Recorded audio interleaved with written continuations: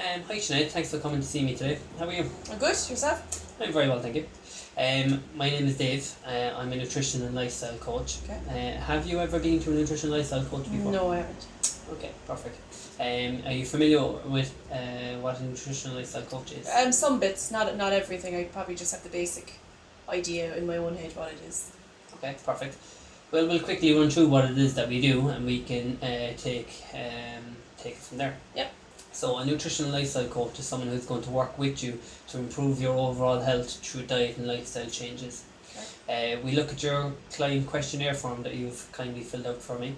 We analyse it. We Yep. put it through a program called Nutritics. This analyses your food plan for the levels of nutrients that you currently have in your diet. It'll check for imbalances, and if there are any imbalances that show up, we will work together to then come up with some changes that are sustainable and effective for you long term. Okay. So rather than an all or nothing approach, we will use small incremental changes, and every time we meet, we will build on those changes. We find that gives the best long term success. So rather than throw yourself at something 100%, Yeah. and not sticking to it, Yeah. we're going to give small little things to work on every time we meet, so that it'll feel like not a very big change to you, but with an end goal of it, an end goal of you achieving all your overall goals just through diet and lifestyle Yeah. changes. Cool. So we'll start off, if you don't mind me asking, if you could just tell me a little bit about why you're here today. I'm here because I suppose I have a few goals. My number one goal would be to lose weight. Okay. And gain more muscle for my training and strength and through food, and then just for overall general health as I'm getting older, just kind of maintain what I have or even improve if there's anything I need to improve then as well. Okay. Yeah. So your main goals though are going to be in weight loss and improving strength. Yes. Okay. Excuse me. Has there anything that you've tried up until now to achieve those goals? Well, I suppose I've done different diets down through the years, things like that. And I train a lot, but I suppose I'm trying to out-train my, I wouldn't say bad eating habits, but I eat maybe in the wrong way. Mm-hmm. Do you know what I mean? I'm not fueling my body for training properly, I don't think. So I think probably maybe, what would I say really? I suppose knowledge of the food as well. I need to know what food to eat, when I need it, and why I need it. Okay. Okay, instead of just kind of saying, oh, maybe that this is good and that's good, just what's going to be beneficial to me, But I have tried different diets down through the years, Okay. and like that now they'll work for a while, but then once they're over, then they're over. Okay. Do you know what I mean? So I think I need to kind of get more of an understanding of what food will do for me. Okay.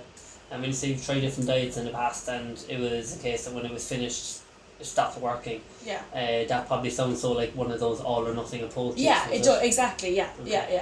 yeah. Okay. And So there would have been like Weight Watchers, and when I was doing it, I was doing great, and then, I got to my target, so I stopped.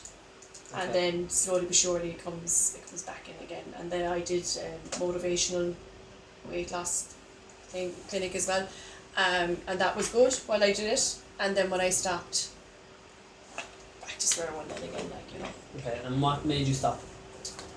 It was a program of, we'd say, like 10 weeks, 12 weeks. Weight Watchers, I suppose, wasn't. You can go to that for the rest of your life. But I just got to the target, and I thought, I'm grand now. I can carry on. I don't need it anymore. But obviously, I did. And motivational was just like a package, Okay. and it was very expensive then as well to carry on. Then again, but there was a few questions in that I had for the person, and they couldn't answer me as well. So I kind of got a bit disillusioned with that. Okay. Do you know what I mean? They weren't able to answer things that I wanted to know. So you weren't getting the knowledge that you were Exactly, looking for. yeah. And I suppose the same with Weight Watchers as well, because you'd hop up on the scales, and the facilitator, I suppose if that's what you call them, they'd say, oh, you're down, or you're up a pound today, and you'd say, oh, right, so you know what that is next, so I never knew, because even though my chart might have been the same every week, basically. She could never answer me why I was up a pound, or she'd put it down, oh, you must have your monthlies. And I was saying, oh, I don't have my monthlies every week. Do you know what I mean?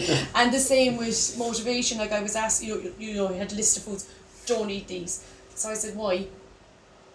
But they couldn't answer me. Okay. They didn't know, they actually didn't know themselves. So that's kind of, I think then when you come off those plans, you go back to your own way then again, because you don't know why this isn't what you should be eating, or you should be eating this, or you shouldn't be eating that, or what times you should be eating, and, you know, things like that, like, you know. Okay, so what I'm getting from you so is that you've tried diets in the past that worked for short periods of time, but you were looking for more from them. You were looking for knowledge, and Yes. you were looking for, you know, why certain Reasons, foods yeah. are good for you, but not being told that. Yes. Okay. Yeah, well, that's something that we can definitely work towards. Good.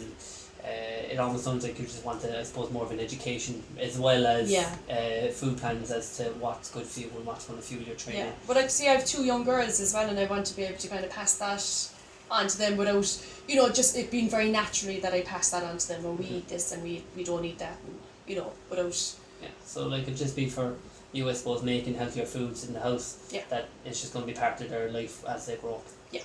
Okay. Yeah. Perfect. I suppose that I have that little bit of background now. Is there any areas immediately that you wish to focus on? My weight loss. Okay, Yeah, that's my first goal, Front and really. centre. Yeah, Okay. it is, yeah. Okay. And as of right now, I know you said you trained, but what are you doing as of right now to work towards a weight loss goal? I suppose I'm trying to, like, reduce carbs. Mm-hmm. I suppose that's because I know I would have a major carb addiction. So I suppose that's what I'm maybe portion sizes, I'm trying to watch that as well. And trying to eat as much as, you know, fruit, vegetables, proper food. I mean, I don't eat processed food anyway, so that I suppose that's a bit of a bonus.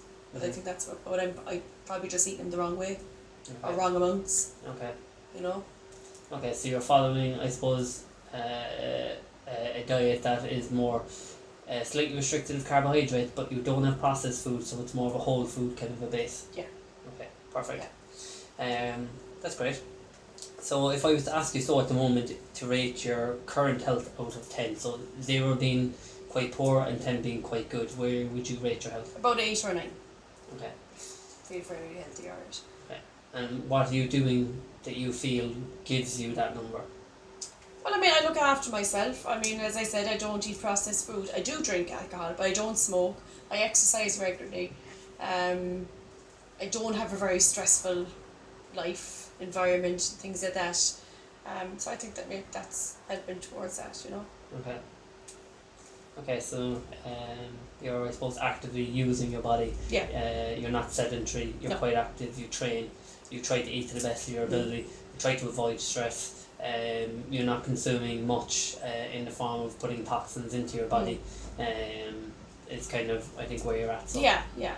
Okay, perfect. That's great. So if I was to ask you to tell me 3 things that you feel would change if you were to achieve your overall goals of, say, weight loss. Okay.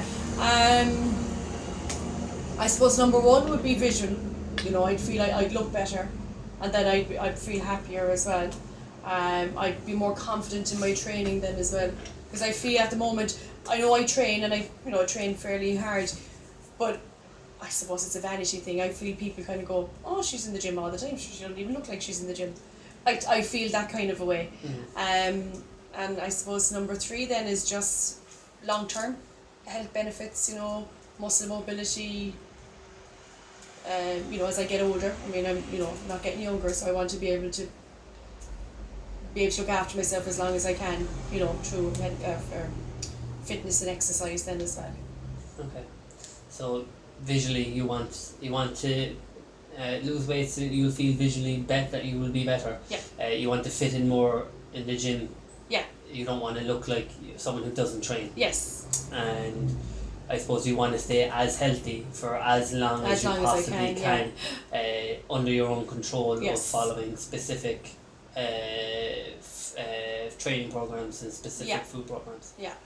Okay. I don't want to, and I did work in chemist for years, and I don't want to be these people that are coming in with reams and reams of prescriptions, you know, for all the different stuff they're on, because, and you can tell by, obviously look by their prescription, you know, they're unhealthy, and you can look at the person and say they don't eat right, or you just know they're smokers, or, so I don't want to be one of these people on 10 pages of prescriptions either, do you know? Yeah, that makes sense. You know, I wouldn't classify being on loads of medication as healthy. Yeah. You know, now some people need them. Oh yeah, some yeah, don't. yeah. You know, if you need them, you need them. There's Yeah, nothing but you can do about it. there's some medicines there that are just because bad lifestyle choices. Yeah. You know that. Yeah. You know, it's not like because made them have arthritis. I mean, your genetic thing or whatever. You know, there's just so they didn't look after themselves, and I just don't want that. And I know as I'm getting older, there probably will be things I will have to take, but I'd rather not to be one of these big ream of prescription people. You know. Okay, perfect. No, that all makes sense. Great, thanks for sharing all that No information with me. I suppose from here, Sinead, I'd like to just fill in some blanks on your questionnaire and maybe just get a little bit more information so that I can provide you with the best service that I Yeah. can. So I'm going to start off just with your exercise because Yeah. you look like you exercise quite a bit. Yeah. So am I right in saying so you're currently exercising about 5 to 6 times a week? Yeah. Okay. And what would your exercise programs entail? I have a personal trainer that I go to 3 times a week. So you know, you'll do legs and you'll do upper body and back. You know, there's a different day for each area, and I train kettlebells then maybe twice a week, and I try and get in a spinning class then, if I can, in between. Okay. So that sounds like to me that you have a mix between strength training and cardio and strength training, cardio training and endurance training. Yeah. Okay. And does your food, I suppose your food plans reflect how you train? So do you eat a specific way for the days that you strength train, and do you eat another way for the days that you might do cardio training, I don't. or would you be straight across the board? Straight across the board, really. Okay. I am. Yeah. That's where I get confused. You see. Okay. I try, and my trainer has told me, you know, you're better off now if you eat this now before you train or after you train. And I said, grand, I do that, but then the next day I forget it again. Do you know? So I just kind of, yeah. Okay.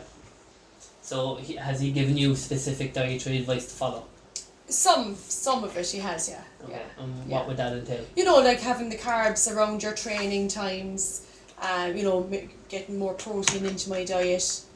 But then I'm a carboholic, like, so I try then to keep my carbs early in the day and not late in the evening. But yeah, I am a carboholic, so like I can go, I'm going to go train now, I'll have something, but then I'll have way too much. I'll have the wrong carb then as well. Do you know what I mean? So are you saying that you'd sometimes maybe opt for carbohydrate options that wouldn't be the healthiest? Or is it a case that you go for healthy carbohydrate options but you're over consuming for what you would it's need? probably more that, the healthy carbohydrate options, Okay. and I'm eating too much of them and at the wrong time. I mean, the most unhealthy carbohydrate option would be bread. Okay. But then I buy brown bread at home because I don't like brown bread, so I won't eat it. Okay. Do you know what I mean? So you're throwing out that whole sliced pan then? Yeah, nearly. Yeah. Because my husband and the kids, they don't eat a whole lot of bread like either, you know. But so yeah, I try and go for the brown. I buy the brown bread, so I won't be tempted to eat it, because if there's a white sized pan there, it's gone. Okay. Or cream crackers, they can't come into those. Okay. I know I just said I didn't eat processed foods, but you know, if they're there, I nearly can hear them calling me in the cupboard. So I just say no, can't go into those. It's like Toy Story. Food's Yeah, it coming to is. life. It is. Yeah. Okay, no, that all I kind can of nearly makes sense. smell, and there's no smell from breads and crackers really as such. Yeah. I can smell it, and I can nearly smell it in my mouth. Does that make sense? I can taste it, and I just. Yeah, it's that thing, like if you almost imagine a food that you know you like, your mouth almost waters. You know, Yeah. because that craving instantly sets in. Yeah. You know, so you nearly be drooling. Yeah. But yeah, no, it makes sense. I suppose the information that you've gotten from them, you know, taking in some carbohydrates before you train, it's just making sure that you have enough, you know, when it breaks down for just enough sugar in your body to fuel your training session. So I suppose it is a smart move in that way to have some carbohydrates before you train, and it does benefit a lot of sports. Doing what they would almost call like a carb loading phase. Okay. It makes sense what you're doing, and I suppose we can delve a little bit deeper as we go on to the amounts that you're consuming, and we can maybe see if you are over or possibly under consuming maybe on some days. But when we go through Nutritics anyway, that will tell me a little bit more info as to the volume that you have been consuming. Cool. So for your profession then, you're not working, so you're a homemaker? Yeah. Okay. So I imagine it's not very sedentary, you're probably always on the go. Yeah, okay. all the time, yeah. All the time. Yeah. And is there anybody else in the house that helps out with things, or is it all you that, does all the house work? Yeah, it's me. It's me. My husband is self-employed, so he's, out working all the time. So it's me. It's nearly all. It's 90% me. Yeah. Okay. Perfect. And I suppose your only other physical output so really is going to the gym. Yes. Okay. And is there anything else throughout your week that would put a physical stressor on your body on top of your gym training? Yeah, I suppose looking after my father as well. He has Parkinson's disease, so there's a lot of pulling and dragging with him, and that's, I suppose, a bit of a stressor as well, because he's not well, so that will be the only stressor I have, really, to be honest. Okay, so you look after your father, so? With my mother, yeah. Okay. And my sister and my brother as well, but they work, so I'm kind of the one, and I live near, so I'm the one who's called on most, Okay. And do you feel that puts extra stress on your lifestyle? No? It's part of my lifestyle. No, it's just for the last two years, it's just part of my norm now. Okay. Alright. It doesn't stress me out to the point like that, I would be worried, I would be freaking out. It's just, I feel it's part of my life. It's just something so I it's do. normal to you? Yeah, it's just something I do. It's routine. It's fine, Okay. Okay. I suppose if we were to touch off stress a little bit more, just because we're kind of rubbing off it there a bit. If I was to ask you to rate your stress level out of 10, again 10 being really stressful and 1 not being stressed. I'd have to say maybe 5 or 6. Okay. Really, as I said, my father would be the most. And I don't want stress. I think stress is maybe even the wrong word. I suppose it's sad. That's what it is. And I suppose you get upset over things like that. Every parent has stress because they have children. Yeah. That's the only other thing. Then really, Okay. I'm not a really stressful person. Okay.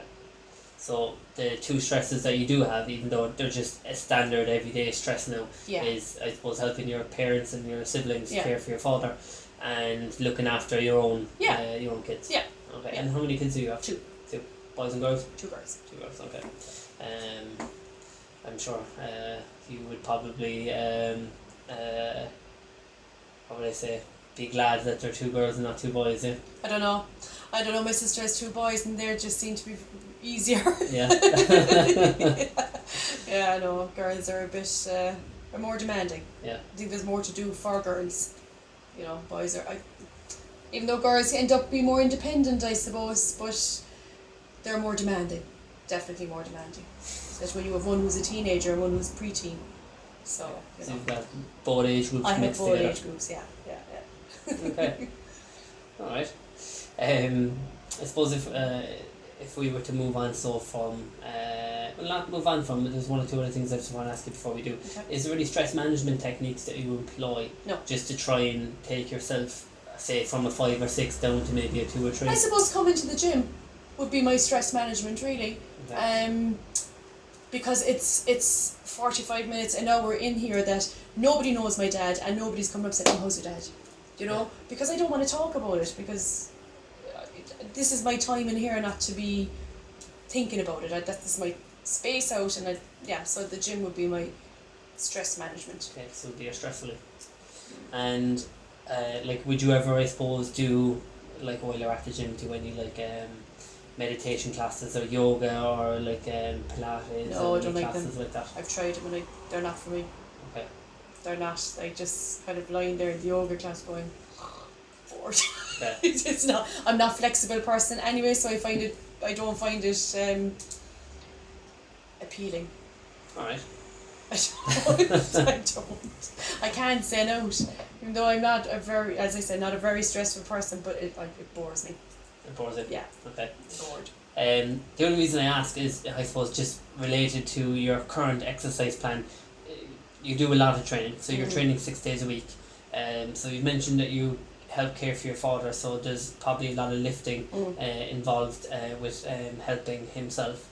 Then I suppose when you go home, if you're doing a lot of the cooking, the cleaning, washing, you're probably doing maintenance around the house. There's probably a lot of, without even realising it, there's probably an aspect to you lifting and pulling and dragging even around your own house. Yeah. I suppose I was curious to see, is there anything that you do that just completely tunes you out from the world?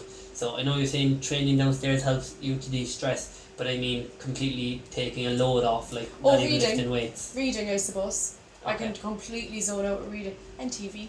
Okay. I know I shouldn't say TV, but it does. I can just zone out and just relax, completely relax. Okay. You know? Well, you know, look at TV is what does it for you. You know, I think it's good. You know, I wouldn't tell you not to watch TV. Yeah. If that was like the one thing that could help you tune out of the world, so that you weren't, you know, worrying about X, Y, and Z. Yeah. You know, so you know, there's a lot worse things you could be doing than watching a bit of TV in the evenings. Especially, you know, look, if you're surrounded by the family and your husband's there, the girls are there, and you're doing it as almost like a family thing. You know, that's probably going to be more therapeutic than anything I could ever suggest for you. Spending time with them.